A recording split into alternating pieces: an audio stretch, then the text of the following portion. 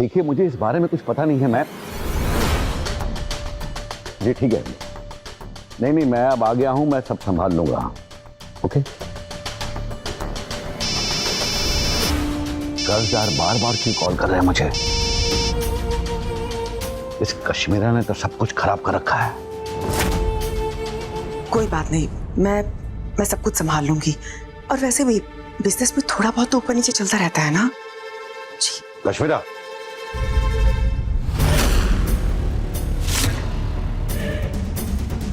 आप यहाँ क्यों आए पापा? मुझे बुला लेते। नहीं, इतना सब्र नहीं हो पाया मुझसे। ये सब क्या है कश्मीरा?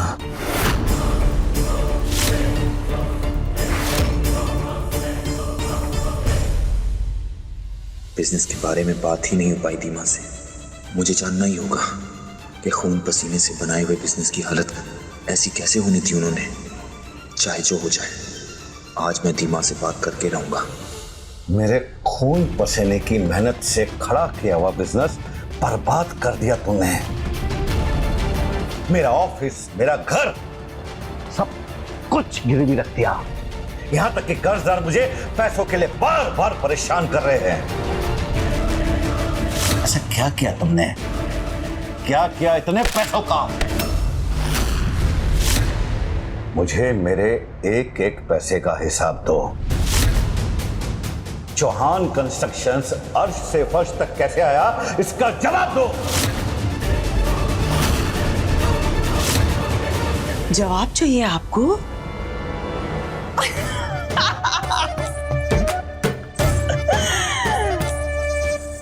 तो सुनो मिस्टर दिग्विजय सिंह चौहान, 20 साल तक जब तुम यहां पे नहीं थे ना, तो मैं थी ये सब कुछ संभालने के लिए। कंपनी को जिस कबाड़ खाने में डाल कर गए थे ना, मैंने इस मुकाम तक पहुंचाया। और ये जो तुम्हारे बच्चे हैं ना, उनके साथ साथ पूरे परिवार का ख्याल रखा। कभी किसी को कोई कमी नहीं होने दी मैंने, सच्ची। और ये जो आपका बेटा है ना राज, उसे राजकुमार बनाकर रखा है मैंने। और 20 साल बाद वापस आके मेरा एहसान मानने की बजाय आप मुझसे बोल रहे हैं आपको जवाब चाहिए।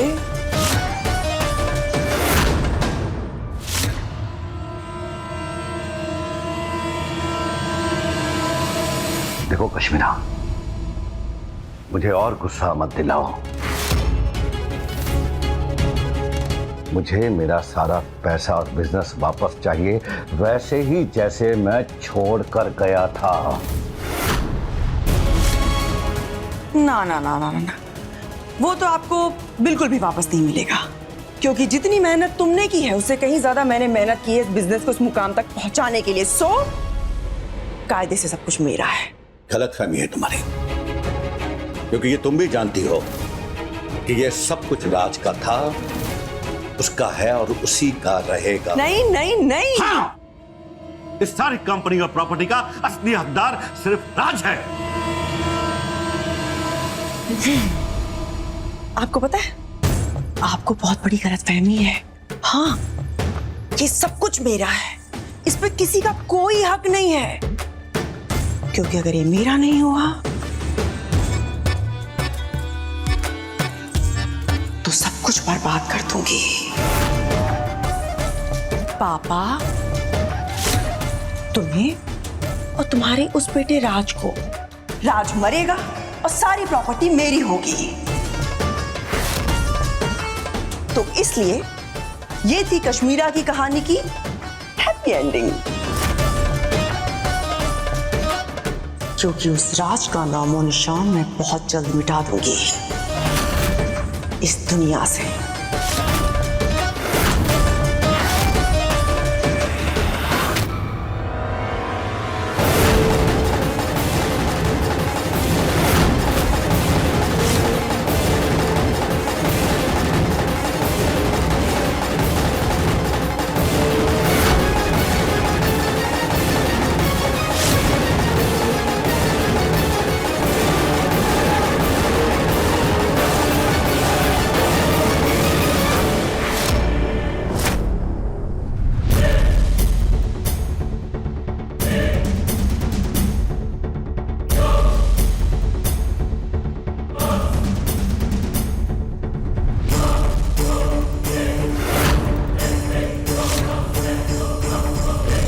राज, ये यहाँ क्यों आए थे?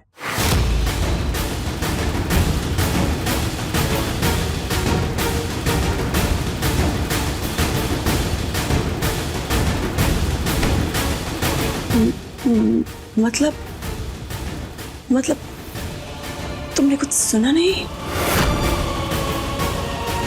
दीमा, ईयरबड्स पहने हुए थे मैंने, और वैसे भी इस आदमी की बातों में मुझे कोई दिलचस्पी नहीं है। भगवान का लाख लाख शुक्र है इसने कुछ नहीं सुना, नहीं तो मेरे सारे अरमानों पर पानी फिर जाता।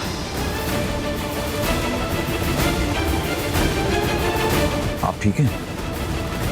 हाँ मैं ठीक हूँ राज। कहने के लिए वो हमारे पापा हैं, लेकिन इतनी अजीब सी बातें करते हैं, दुश्मनों से भी बदतर बातें करते हैं वो। क्यों? कुछ कहा उन्होंने आपसे? नहीं, लेकिन अब क्या बताऊं मैं तुझे। सच तो ये है कि ऊपर से नीचे तक ना सिर्फ लालच भरा है उनमें। तुझे पता है अभी थोड़ी देर पहले मुझसे क्या कह रहे थे वो, कि वो वापस आ गए हैं तो प्रॉपर्टी और बिजनेस वो हैंडल करेंगे। उनका कहना है कि उनके आने से पावर ऑफ अटॉर्नी का कोई मतलब ही नहीं बनता है। तुझे पता है ना राज, ये सब मैं नहीं देख सकती। तेरी दीमा चाहती है कि सब कुछ तू संभाले, सब कुछ तू देखे, तेरे नाम पर हो। अभी मुझे धमका कर गए हैं कि अगर मैंने ऐसा करने की कोशिश भी की ना तो राज के लिए ठीक नहीं होगा। What? हद होती है बेशर्मी की भी। ये होते कौन है मेरी मां की जायदाद पर अपना हक जताने वाले?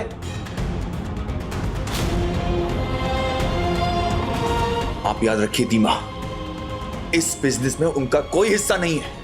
जो कुछ मेरी मां का था उनके बाद मेरी दीमा का होगा। बस बात खत्म। जो करना है उन्हें कर ले। राज, राज, तू ठीक है ना? हाँ मैं ठीक हूँ दीमा, थोड़ी कमजोरी सी लग रही है बस। हेलो डॉक्टर साहब।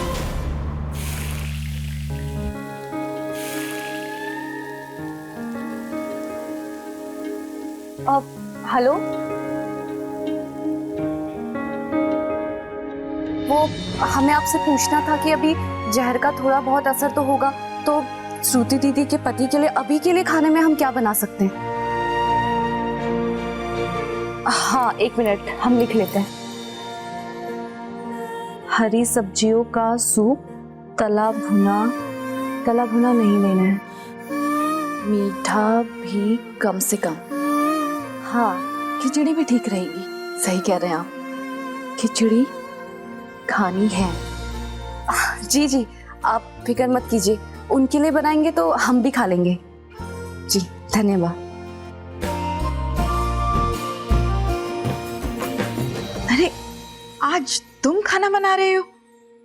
वो दादी जी, हमारी डॉक्टर से बात हुई थी तो उन्होंने कहा था कि श्रुति दीदी के पति को अगर सब्जियों का सूप पिलाएंगे तो जल्दी ठीक हो जाएंगे, बस इसीलिए। कितनी चिंता करती है तू मेरे राजवीर की, पर तू ये सब क्यों कर रही है? ललन से कहती वो बना देता। तुझे भी तो आराम की जरूरत है ना बेटा। अरे नहीं दादी, हम आराम करेंगे तो हमारी तबीयत और भी खराब हो जाएगी। और आप चिंता मत कीजिए, हमने अपने गांव का शुद्ध दूध और घी खाया है, हमें कुछ नहीं होगा। तुझे पता है बेटा, कल रात जो भी हुआ ना, हम बहुत डर गए थे, पर तू और मेरे राज मौत को छूकर वापस आए हो। ऐसा लगता है इसमें भोलेनाथ की जरूर कोई मर्जी है।